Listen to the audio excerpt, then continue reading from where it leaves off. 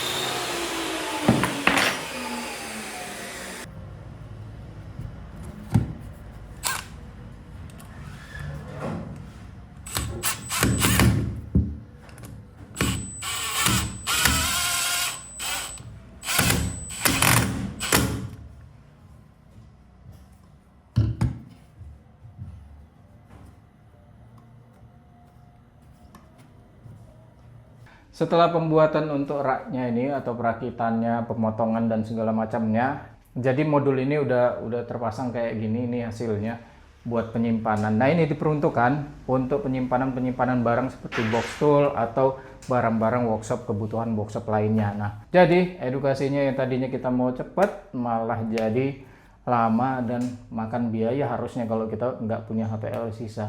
Oke, mungkin segitu aja video dari saya. Semoga video kali ini bermanfaat. Sekali lagi tetap kreatif, semangat berkarya, dan sampai jumpa.